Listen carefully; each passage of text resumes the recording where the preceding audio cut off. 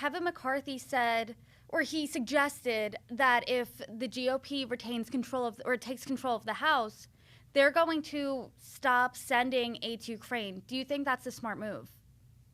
I think what the point he was trying to make is they're going to look very closely to make sure where the money is going and that kind of thing. I think McCarthy himself, Representative McCarthy himself, knows we must continue to help Ukraine because it's not just about Ukraine, it's about the security of Europe and indeed the security of the free world, because Vladimir Putin's ambitions extend far beyond Ukraine. And he'll then, if he conquers Ukraine, he'll then be pushing on countries that he thinks should be under Russian control, like Poland. That's why the Poles are going all out for Ukraine. What they call the Baltic states, Lithuania, Latvia, Estonia, which were once part of the Soviet Union, the old Soviet Union, now independent states.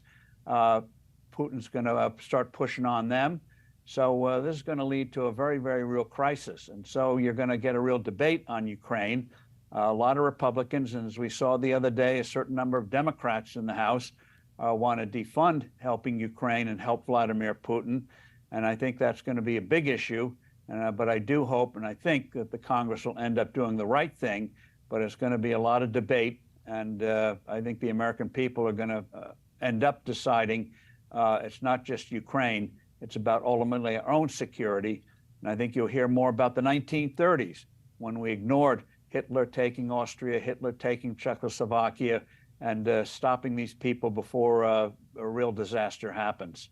Of course, and Kevin McCarthy's comments on Ukraine really were a news cycle when he said them. Do you think, let's say the GOP does take control of the House, that will cost him a potential speaker role? No.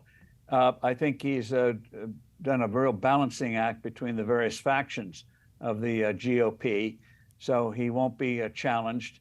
I think a lot of those who might have challenged him in the past realize you better have unity or you're going to lose it all. So he'll be elected as the next speaker. But the question then becomes, what are they going to vote on in terms of the military? Even if you don't like helping Ukraine, it is becoming very clear our military today is in very bad shape, especially the Navy and the Air Force, very short on armaments. Some of our enlisted people are getting food stamps to survive.